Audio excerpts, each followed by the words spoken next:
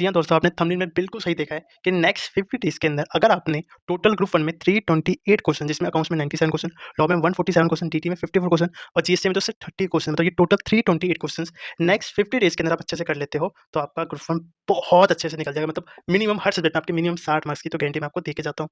Just ये 328 328 question आप बहुत अच्छे से करके चले जाओ। वीडियो को पूरा देखा, जिसमें मैं आपको बहुत अच्छे से नेक्स्ट 50 डेज़ के अंदर आपको कैसे पढ़ना है, अकाउंट्स में क्या पढ़ना है, लॉ में क्या पढ़ना है, डीटी में क्या पढ़ना है, जीएसटी में क्या करना है, हर एक चीज़ बहुत ही अच्छे से डिटेल में समझाऊँगा। वीडियो को पूरा देखना, कहीं भी डाउट लगे, कुछ भी लगे कमेंट करके, नहीं तो मेरे व्हाट्सएप नंबर पे मुझसे आप डाउट पूछ सकते हो। तो चलिए करते हैं वीडियो को स्टार्ट। सबसे पहले आते हैं आपके नेक्स्ट 50 डेज़ के अंदर आपका स्टडी प्लान क्या होना चाहिए। कैमरे को छोटा कर देता हूँ। तो देखिए सबसे पहले क्या है कि नेक्स्ट 50 डेज़ मतलब 15 तारीख से लेके 5 जनवरी तक आपका क्या स्टडी प्लान रहना चाहिए। तो 2 तरह के बच्चे होते हैं। पहला बच्चा क्या होता है, वो ये बोलता है कि भैया मैं ना एक साथ ना सारे सब्जेक्ट लेके चलना चाहता हूँ। क्यों? क्योंकि मैं अगर एक सब्जेक्ट लेके बैठता हूँ तो मैं बोर हो जाता हूँ, मुझसे पढ़ा नहीं जाता। और एक बच्चा क्या होता है, वो बोलता है कि भैया मुझे ना दूसरा अप्रोच पसंद है। मतलब क्या कि मैं एक साथ एक सब्जेक्ट को लेके खत्म कर लूँ, फिर मैं दूसरे सब्जेक्ट पे जाना चाहता हूँ। तो मैंने उन दोनों अप्रोच को ध्यान रखते हुए स्टडी प्लान बनाया है। तो पहले अप्रोच में क्या है कि पहला अप्रोच है, फिर नीचे रहा आपका सेकंड अप्रोच, ये रहा आपका सेकंड अप्रोच। अभी इसको समझा देता हूँ ताकि आपको समझ में आ जाए कि आपको पढ़ना कैसे है। तो मैंने यहाँ पे प्रॉपर एक्सेल शीट बना दी आपके लिए ताकि आपको समझ में आए। तो पहले अप्रोच में क्या है कि आप आराम से सुबह उठे, आपने अपना अमालगेशन का चैप्टर स्टार्ट कर दिया। 2 से 3 घंटे 4 घंटे में अमालगेशन पढ़ के खत्म कर दिया। फिर आधे घंटे का ब्रेक लिया, फिर आपने अपना फेमा का 2 घंटे आपने फेमा को दे दी। फिर उसी तरह से फिर एक आधे 1 घंटे का ब्रेक लिया, फिर उसके बाद आपने डीटी का चैप्टर नंबर 1 खत्म कर दिया। तो एक दिन में आपने क्या कर लिया, सुबह प्रैक्टिकल से या थ्योरी से स्टार्ट कर दिया, जो आपका दिमाग में आया, जिस हिसाब से आपको लगा, उस हिसाब से आपने स्टार्ट कर दिया। उसके बाद आपने लॉ को या अकाउंट्स को या डीटी को थोड़ा-सा टाइम दिया 2 घंटे का, फिर आधे घंटे के बाद आपने डीटी का दे दिया। तो इससे क्या होगा, एक ही दिन में आपने तीनों सब्जेक्ट आपने पढ़ लिए, साथ में आपको बोरियत भी नहीं लगी। तो इस तरह से मैंने 15 तारीख का प्लान बना दिया। फिर 16 तारीख को अगेन सुबह उठे, अमालगेशन पढ़ा, फिर फेमा को 2 घंटे दे दिए और डीटी को चैप्टर नंबर 1 दे दिया। तो इस तरह से मैंने आपका प्लान बना दिया अगले 50 दिन के लिए, अगले 50 डेज़ के लिए, नेक्स्ट 50 डेज़ के लिए। तो यहाँ पे मैंने जैसे मुझे लगता है कि अमालगेशन आप 4-4 5-5 घंटे भी पढ़ते हो, तो 4 दिन में 5 दिन में अच्छे से खत्म हो जाएगा। आपको लगता है नहीं यार मैं अमालगेशन तो 2 दिन में खत्म कर देता हूँ, तो आप 2 दिन में अमालगेशन खत्म कर लीजिए। उसके बाद जो सेकंड टारगेट दिया यहाँ पे कंसोलिडेट सीएफएस वाला चैप्टर, वो स्टार्ट कर दीजिए। तो इससे क्या होगा ना, अगर आपके पास रहेगा प्लान कि मुझे क्या-क्या पढ़ना है, तो आप पहले ही चीज़ों को कवर करते चलोगे। आपको रहेगा यार आज जनरल नॉलेज पढ़ना था पर मन नहीं किया, मैंने तो दूसरा चैप्टर पढ़ लिया। ये भी हो सकता है, तो आपने उसको दूसरे टॉपिक से सब्स्टिट्यूट भी कर सकते हो। तो पहले अप्रोच में क्या है, आपने 2 घंटे में लॉ को फिक्स कर दिया, बाकी का 8 से 10 घंटे आपने अकाउंट्स और टैक्स को डिवाइड दे दिया। सेकंड अप्रोच में क्या, सेकंड अप्रोच ये रहा, सेकंड अप्रोच में क्या मैंने बोला है कि नेक्स्ट 7 डेज़ तो आप अकाउंट्स को अच्छे से पढ़ के खत्म कर दो। 7 दिन अकाउंट्स पढ़ो, खत्म करो और 21 तारीख को आप अपना लॉ जो लास्ट डे आपका पढ़ने का, उस दिन आप टेस्ट दे दो। फिर क्या-क्या कि अगले 7 डेज़ फिर लॉ को पढ़ा, खत्म किया और लास्ट डे पे आपने लॉ का टेस्ट दे दिया। फिर 7 डेज़ डीटी पढ़ा और आपने लास्ट डे पे टेस्ट दे दिया। फिर जीएसटी पढ़ा, फिर जीएसटी का टेस्ट दे दिया। फिर 3 दिन लॉ पढ़ा अच्छे से, उसके बाद टैक्स एक टेस्ट दे दिया आपने लॉ का। फिर 3 दिन डीटी पढ़ा, फिर टेस्ट दे दिया। फिर 3 दिन जीएसटी पढ़ा, आपने एक टेस्ट दे दिया। फिर 3 दिन अकाउंट्स पढ़ा, फिर अकाउंट्स का टेस्ट दे दिया। फिर 3 दिन डीटी पढ़ा, एक टेस्ट दे दिया। फिर 3 दिन जीएसटी पढ़ा, टेस्ट दे दिया। फिर लॉ पढ़ा 3 दिन, फिर टेस्ट दे दिया। फिर लास्ट के 3 दिन जो बचेंगे आपके एग्जाम्स का, आपने अकाउंट्स पढ़ा और लास्ट डे पे एक छोटा-सा टेस्ट देके आप चले गए। तो इस तरह से अगर टोटल आपके पास फर्स्ट रिवीजन करने 7-7 दिन एलोकेट कर दिए, सेकंड रिवीजन में 3-3 दिन और थर्ड रिवीजन में 3-3 दिन आपने कर दिए। तो इस तरह से भी आप पढ़ सकते हो। तो इससे क्या होगा, आप एवरेज आप मान के चलो, आप हर सब्जेक्ट के 3-3 टेस्ट यहाँ पे दे सकते हो। और इस वाले में आप ऑन एवरेज आप हर सब्जेक्ट के 2-2 आराम से टेस्ट दे सकते हो, जिसमें आप डेली बेसिस पे अकाउंट भी थोड़ा पढ़ लोगे, थोड़ा बहुत लॉ भी पढ़ लोगे, थोड़ा बहुत आप टैक्स भी पढ़ते चलोगे। तो उसी चीज़ को, इसी एक्सरसाइज को मैंने प्रॉपर वर्ड्स में लिख दिया है। अगर आप एक्सरसाइज को फॉलो कर सकते हो वो फॉलो कर लो, नहीं तो यहाँ पे मैंने वर्ड्स में भी लिख दिया आपके लिए कि 15 तारीख से लेकर 28 तारीख के बीच में आपको क्या करना है, 19 तारीख से 20 तारीख के बीच में क्या करना है, वो भी लिख दिया। और सेकंड अप्रोच का भी लिख दिया है कि आप फर्स्ट 7 डेज़ में क्या पढ़ोगे, फिर नेक्स्ट 7 डेज़ में क्या पढ़ोगे, फिर नेक्स्ट 7 डेज़ में क्या पढ़ोगे, वो भी मैंने अच्छे से समझा दिया।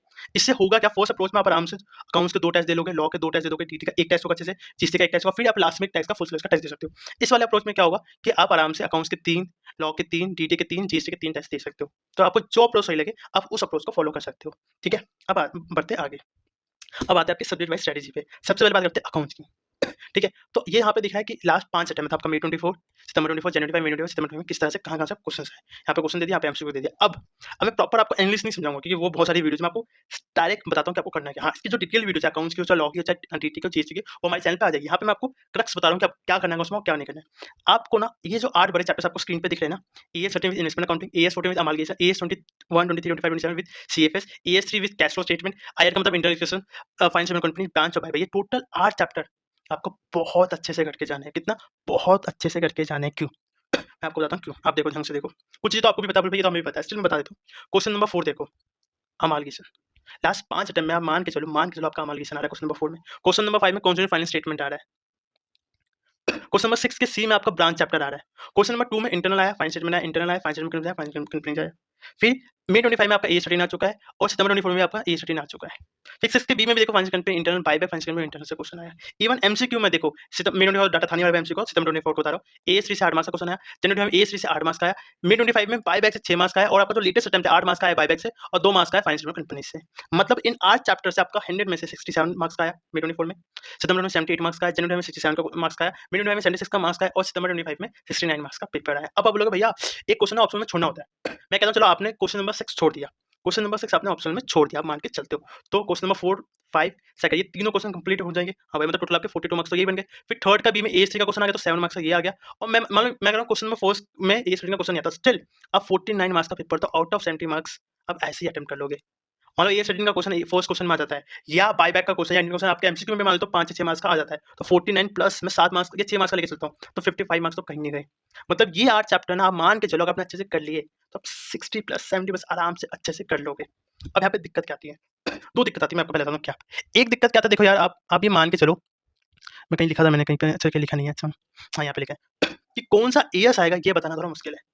क्योंकि देखो आप सोचो ना, चैप्टर्स तो पता है, इसने फिक्स कर दी कि हमारे से ये क्वेश्चन आएगा, इस वाले क्वेश्चन में हम ये वाला चैप्टर पूछेंगे, पर एएस का कोई राज नहीं है, एएस का कोई ऐसा पैटर्न नहीं है कि यही एएस आएगा ही आएगा और ये एएस नहीं आएगा। जैसे लास्ट अटेम्प्ट में क्या था, सबने बोला था, इवन मैंने भी बोला था कि क्वेश्चन नंबर 2 में तो इंटरनल, हाँ, पर मैंने एक चीज बोली थी, इंटरनल के आने के चांसेस है 80% या 70% बोला था, और फाइनल सेटलमेंट के 30%।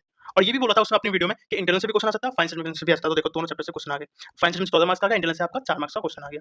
ठीक है, अब होता क्या है, आप मान के चलो कि ऐसे कुछ चीजें फिक्स कर दी, पर एएस के लिए तो ऐसा कुछ है नहीं कि भैया देखो एएस ऐसा ये वाला आया इस वाले क्वेश्चन में, अगली बार ऐसा आएगा, ऐसा कुछ नहीं है।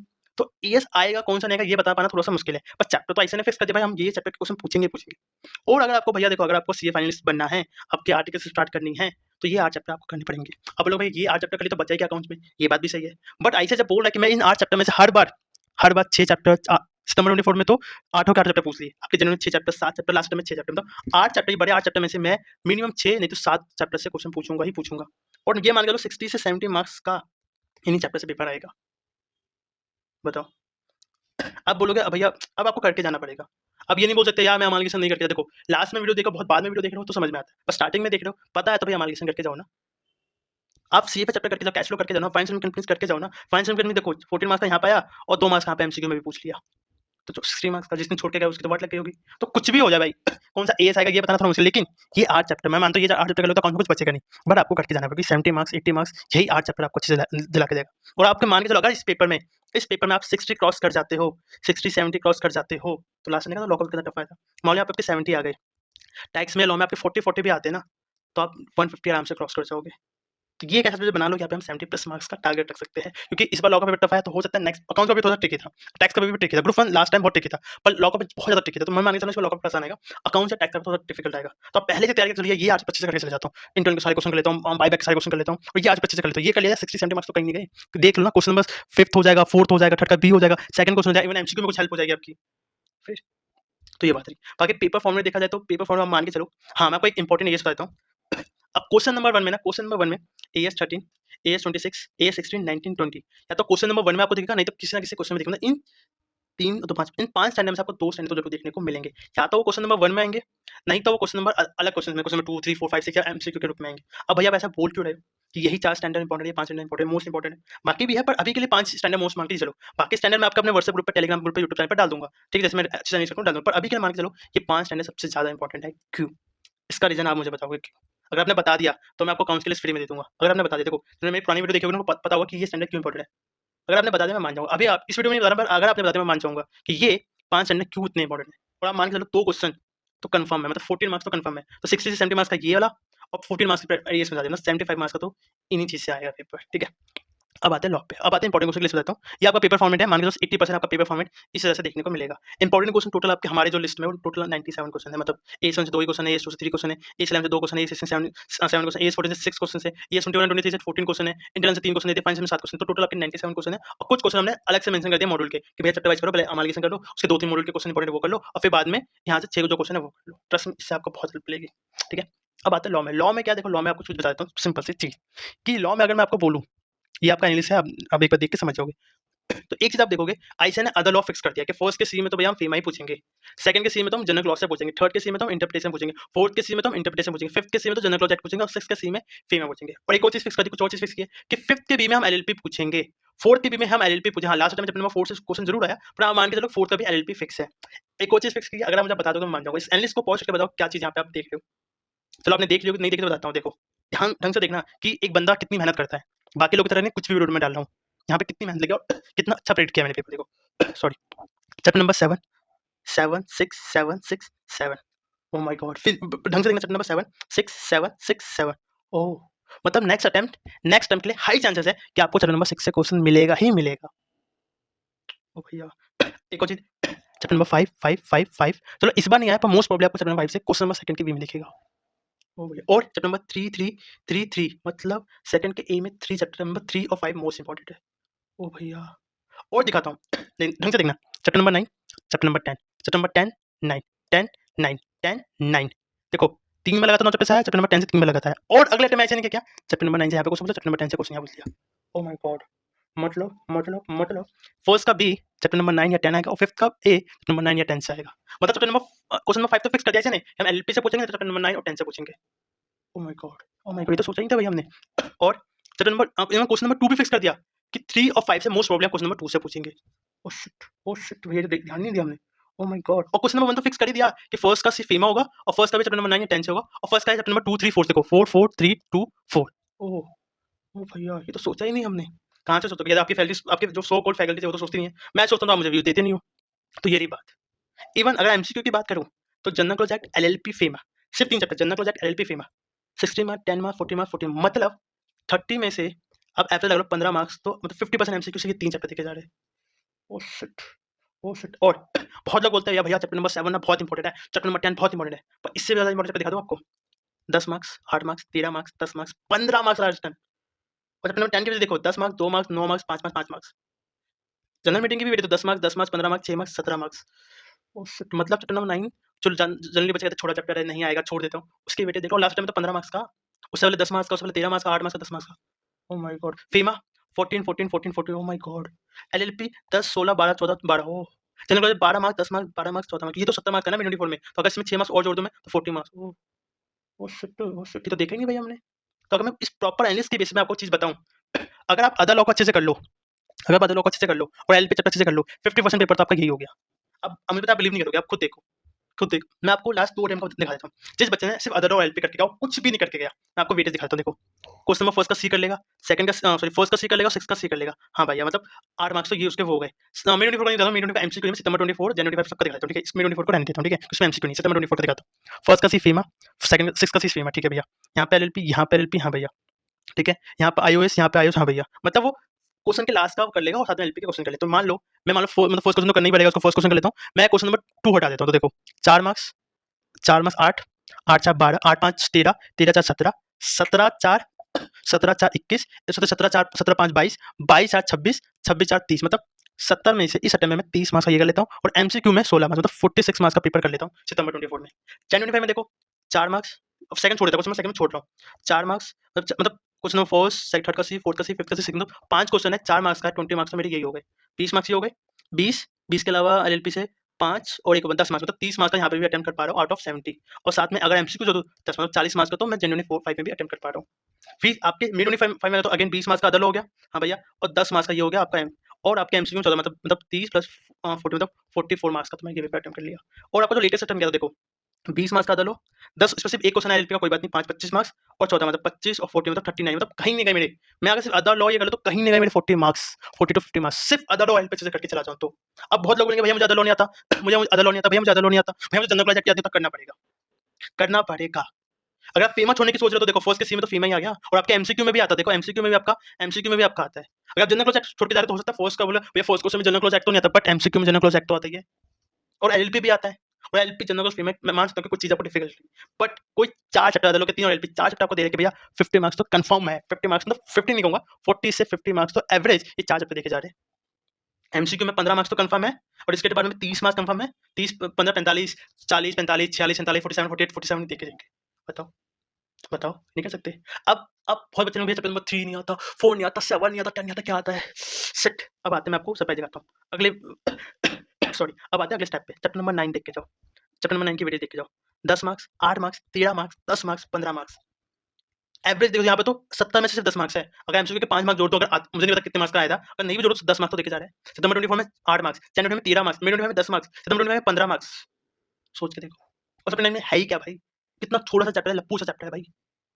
शिट, अरे भैया तो सोचा नहीं। और आगे बढ़ो, फिर आता चैप्टर नंबर 6।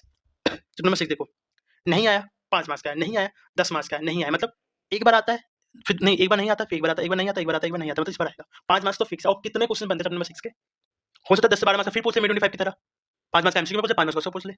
और फिर आते चैप्टर 6 हो गया। अब आता है आपके डिविडेंड चैप्टर पे। डिविडेंड लास्ट 3 अटेम्प्ट से नहीं पूछा, देखो लास्ट 2 अटेम्प्ट से नहीं पूछा। तो मतलब एक क्वेश्चन तो इससे भी आ सकता है 5 मार्क्स का, तो लास्ट 2 अटेम्प्ट से नहीं पूछा तो इस बार तो ऐसे पूछेगा, तो ये चैप्टर भी आपके लिए इंपॉर्टेंट बन गया। फिर आता है चैप्टर नंबर 5, ये भी कुछ चैप्टर बड़ा छोटा चैप्टर है और हर वर्ष चैप्टर में 11 मार्क्स का है, बट हर अटेम्प्ट में 5 मार्क्स, तो 5 मार्क्स ये भी दिख जा रहा है। और ये आपके क्वेश्चन नंबर 2 के बी में ऑलमोस्ट मान के चलो ये चीज पूछेगा इससे। और कितना टाइम लगेगा?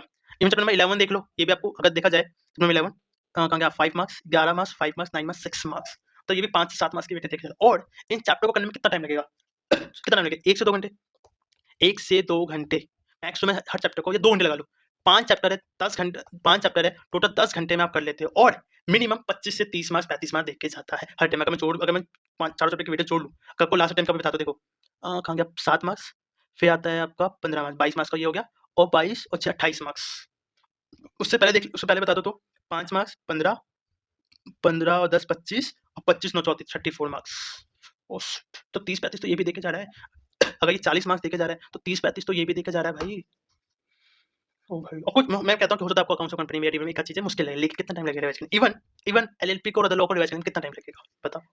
आप नंबर 3 की 4 की 7 की 10 की सरदर्दी लेके जा रहे हो, बट कितना टाइम लगेगा इसको रिवाइज करने में?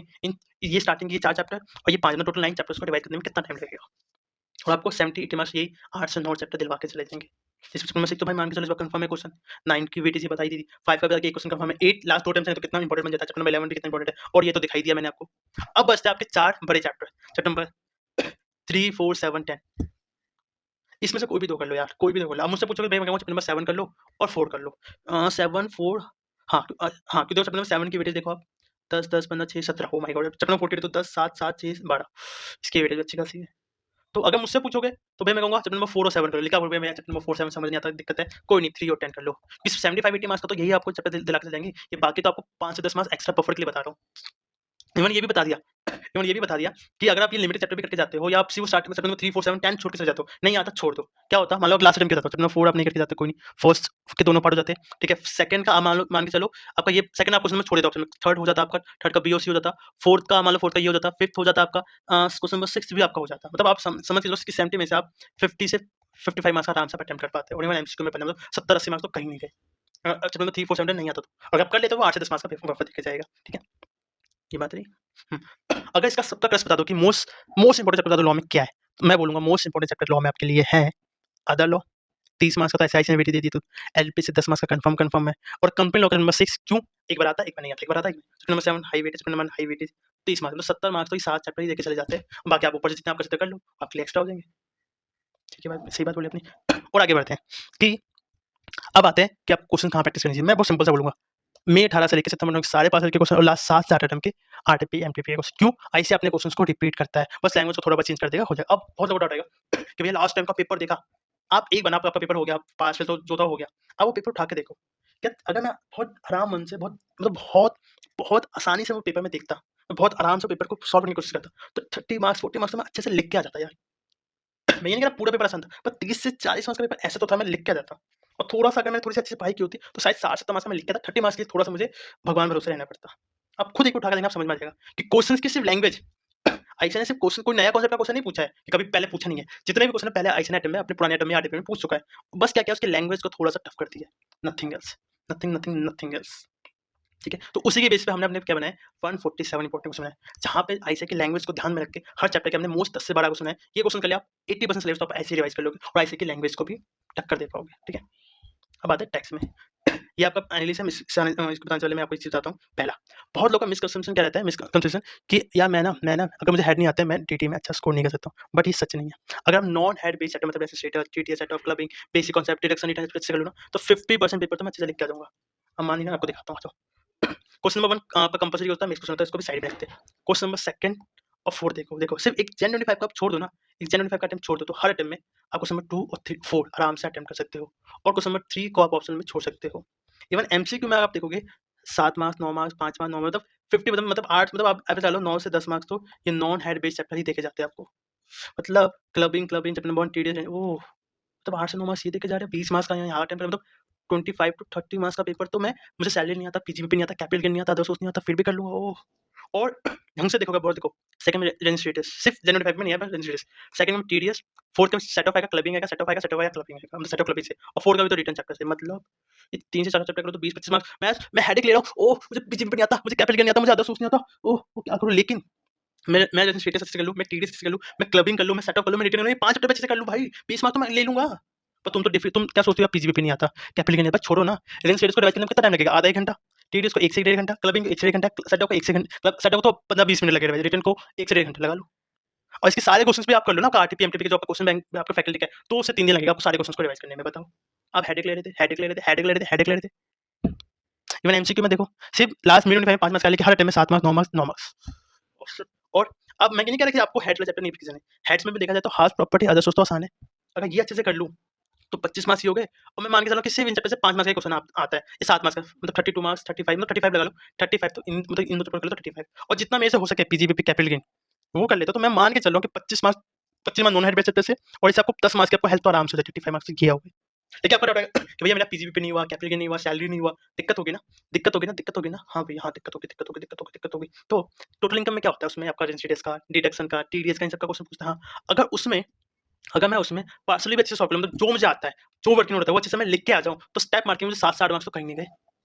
मतलब मैं कम मेहनत करके भी टैक्स में आराम से 30 टू 35 ला सकता हूँ। मैं 50 आउट ऑफ 50 की तो बात ही नहीं कर रहा, मैं बताऊँ 35 तो आराम से ला सकता हूँ आउट ऑफ 50 मार्क्स। जैसे 20 से 25 मार्क्स तो मुझे सैलरी पीजीपी कैपिटल पढ़ने की जरूरत भी नहीं पड़ेगी। अब आते हैं क्वेश्चंस की, क्वेश्चंस में यार लेटेस्ट आईसीआई मॉड्यूल कर लो, आरटीपीएम लास्ट यूनिट का आरटीपीएम कर लो, और लेटेस्ट अमेंडमेंट चलो, आपका ऐसे ही कवर हो जाएगा, अब मान के चलो, ठीक है।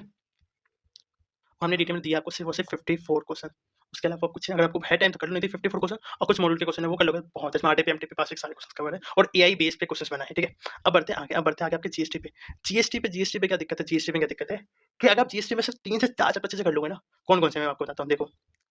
अगर आप जीएसटी में ITC, value supply, exemption charge ये चैप्टर अच्छे से कर लेते हो ना, आप मान के चलो आपका 50% तो 50% तो हो गया ना, 25 मार्क्स तो ये आपको देख लेंगे। अगर आप लास्ट टाइम का भी देखो, आईटीसी का देखो, फर्स्ट का नहीं सॉरी, इसमें फर्स्ट क्वेश्चन आ रहा है, 6 के ए में आ रहा है, और आपके 3 एमसीक्यू तो आईटीसी के क्वेश्चंस बनते हैं। आप लोगों को भैया हर बार नहीं होता, उससे पहले चले सॉरी इसमें आईटीसी आईटीसी और आईटीसी भैया हर बार नहीं होता, चलो मेरे 25 में आओ, 5th का है, 5th का भी, और यहाँ पे नहीं 10 मार्क्स या 5-15 मार्क्स का तो ये पूछ लिया, उससे पहले 10 मार्क्स का फिक्स है, और ये 6 बस 10 मार्क्स का ही हो गया। यहाँ देखो 10 मार्क्स 5-15 मार्क्स, मतलब 15 से 20 मार्क्स तो भैया मुझे आईटीसी चैप्टर ही देके चला जाता है। और अगर इसमें मैं, क्योंकि क्वेश्चन आईटीसी में सिर्फ आईटीसी का क्वेश्चन नहीं आता, इसमें वैल्यू सप्लाई का भी क्वेश्चन होता है, वैल्यू सप्लाई का भी क्वेश्चन होता है, एग्जाम्पशन का भी क्वेश्चन होता है, चार्ज का भी मिक्स करके होता है। अगर ये चैप्टर अच्छे से करके चले जाऊँ तो आप देखो आउट ऑफ 50 मार्क्स 25 15 15 25 25, ओह! तो सोचा ही नहीं, तो मैं 30-35 मार्क्स तो सिर्फ 3 से 4 चैप्टर ही करके चला जाऊँ तो बहुत बन जाएंगे यार। सोचने वाली बात है, सोचने वाली बात है कि अगर ये 4 चैप्टर अच्छे से कर लूँ, ये 4 चैप्टर अच्छे से कर लूँ, तो भैया मेरा तो बन जाएगा। उसके बाद सप्लाई में कितना टाइम लगेगा आपको, सप्लाई सेक्शन 7 सेक्शन 80 तो है, प्लेस उसमें सेक्शन 12 होती है, तो चैप्टर नंबर में कुछ से 2-4 चीज़ें पढ़ लो, हो जाएगा, तो 10 से 15 मार्क्स तो देखे चला जाए। क्यों? सप्लाई लास्ट 5 अटेम्प्ट में से 4 बार पूछा है, प्लेस सप्लाई 4 बार पूछा, और चैप्टर नंबर 3 बार पूछा है। चलो चैप्टर नंबर को छोड़ दो, इतना तो कभी-कभी आ जाता है क्वेश्चन, वैसे जल्दी आता नहीं है, फिर भी मैंने यहाँ पे डाल दिया। तो सप्लाई और प्लेस सप्लाई तो लास्ट 5 में से 4 बार आईजी ने पूछ लिया है। तो अगर मैं सिर्फ ये 4 चैप्टर और ये 2 चैप्टर अच्छे से कर लूँ, तो ये 6-7 चैप्टर अच्छे से कर लूँ, घोड़ के पी जाऊँ, तो मैं 25-30 मार्क्स तो ऐसे ही पेपर लिख के आ जाऊँगा भाई। उसके बाद बचे चैप्टर कौन से आपके, रिटर्न, रजिस्ट्रेशन, टैक्स में ये ले लो, 10 से 15 मार्क्स हो जाएंगे। अब फालतू में टेंशन ले रहे थे, आप। चलिए आगे बढ़ते हैं। हाँ, देखो 40% पेपर होता है वो थ्योरी बेस्ड होता है। थ्योरी में क्या पूछा है, ई-वे बिल की थ्योरी पूछ लेगा आपसे, कहाँ गया, ई-वे बिल की थ्योरी पूछ लेता है, रिटर्न की थ्योरी पूछ लेता है, टैक्स नॉलेज की थ्योरी पूछ लेता है, वो ध्यान से देखना पड़ेगा। लेकिन अगर ये 6 से 7 चैप्टर अच्छे से कर लोगे तो आपका ऐसे ही काम बन जाएगा भाई, ठीक है। जीएसटी में तो भाई हमने दिया सिर्फ 30 क्वेश्चन, ये 30 क्वेश्चन अच्छे से कर लोगे आपका काम बन जाएगा, ठीक है। अब आते हैं टोटल आपके बनते हैं, देखो 97 question, 147 question, 54 question, 30 question, total आपके 328 क्वेश्चन बनते हैं। ये कर लोगे आपका काम बन जाएगा। प्राइसिंग बता देता हूँ, 650 रुपीज़ सभी, एक सब्जेक्ट का 650 में, टोटल पे 26 रुपये आपको सारी लिस्ट मिलेगी। इसमें आपको मिलेगा क्या, देखो इसमें मिलेगा क्या, पहली चीज़ आपको गारंटी मिलेगी, अगर मिनिमम 60 मार्क्स का हमारे लेसन नहीं आता ना, तो आपको पूरा पैसा रिफंड मिलेगा, 100% पैसा रिफंड मिलेगा। साथ में आपको फ्री मेंटरशिप मिलेगी, 2 फुल सिलेबस के टेस्ट मिलेंगे। हाँ, वो टेस्ट में चेक करके नहीं दे सकता हूँ, लेकिन प्रॉपर ऐसे टेस्ट मिलेंगे कि वो क्वेश्चन अगर इसमें हमने 50 प्लस का स्कोर कर लिया ना, आपको इस बात की गारंटी देता हूँ आप उस पेपर में फेल ही नहीं हो सकते, क्योंकि मैंने इतनी डिफिकल्ट लेवल की टेस्ट बनाई है ना, आपके आँखों से और कानों से पानी निकलने लगेगा। उसके अलावा आपको चैप्टर वाइज देखो 10 से 15 क्वेश्चन मिलेंगे, जो कि आईसीएआई के न्यू स्टैंडर्ड बेस पे, जो आईसीएआई ने न्यू स्टैंडर्ड बनाया ना, उस बेसिस पे क्वेश्चन है आपके, ठीक है। साथ में आपको एमसीक्यू का कंपाइलर मिलेगा, जो कि एआई हेल्प से हमने बनाया, ताकि आप आईसीएआई का जो लॉ का पेपर था ना, स्पेशली उसके बेसिस पे बन जाए। इसको आप प्रिंट नहीं करा सकते, पर हाँ आराम से आप 2 डिवाइस में देख सकते हो, तो अपने दोस्तों के साथ वो आप उसको शेयर कर सकते हो। और जितने भी क्वेश्चन हैं वो आईसीआई के बेस पे बनने हैं। इसमें मिनिमम 60 मार्क्स की आपको गारंटी भी मिल रही है और ये आपकी प्राइसिंग यहाँ पे मैंने डिस्कस कर लिया। साथ में अगर मैं थोड़ा सा डिटेल में बता दूँ प्राइसिंग, आप बोलेंगे भैया प्राइस तो बहुत ज़्यादा है, ढंग से देखो 18% तो जीएसटी चला जाता है, 10% तो एफ वाले लेते हैं, 2% तो पेमेंट गेटवे का चला जाता है, तो टोटल बचता कितना मेरे पास सिर्फ और सिर्फ 400 रुपीज़ बचता है, 250 तो ऐसे चले जाते हैं। बट आपको मैं ये नहीं बोलूँगा जब रिफंड के टाइम पे अगर नहीं आए तो ओह कि भैया मैं आपको 400 को नहीं, मैं आपको पूरे 650 रुपीज़ रिफंड करूँगा। अब आप बोलोगे भैया लिस्ट क्या बेनिफिट देती है? लिस्ट क्या बेनिफिट देती है? मैं कहूँगा हाँ। देखो सैंपल कॉपी डाल दी है, ठीक है, जेन26 की एक बार देख लो, आपको समझ में आया तो लेना। अब आता है एविडेंस, तो यहाँ पे मैंने लिंक डाल दिया है, ये रहा लिंक। इस लिंक पे क्लिक करना, आपको प्रॉपर एविडेंस मिल जाएगा। इसमें मैंने मे 25 सितंबर 25 की लिस्ट, मतलब प्रॉपर लिस्ट जो मेरी लिस्ट होती है वो डाल दी है, उससे कहाँ-कहाँ से क्वेश्चन मैच किए वो भी बताती है। बताओ। और वीडियो यहाँ तक देख ही ली, इतनी लंबी वीडियो आपने देख ली है, तो भाई यहाँ पे मुझे डीएम कर दो, जो भी डाउट नहीं तो कमेंट करके पूछ लो, आपको मैं सारे नोट्स क्लियर करता हूँ। तो ये था आपका ग्रुप वन का डिटेल स्टडी प्लान, जहाँ पे मैंने बता दिया कि नेक्स्ट 50 डेज़ के अंदर कैसे करना है, कहाँ से क्वेश्चन करना है। स्टिल कुछ चीज़ें हो सकता है मिस आउट हो गई हो पीडीएफ में बताना, तो ये मैंने पीडीएफ फाइल का लिंक दे दूँगा, वहाँ पढ़ के चीज़ें समझ सकते हो कि मैंने क्या-क्या बताने की कोशिश की है। इतना अच्छे से कर लोगे तो आपका ग्रुप वन 101% से निकल जाएगा। चलिए दोस्तों वीडियो यहीं तक खत्म करते हैं। वीडियो पसंद है तो लाइक कर दें, कमेंट कर दें और चैनल को सब्सक्राइब कर दें। Thank you so much guys.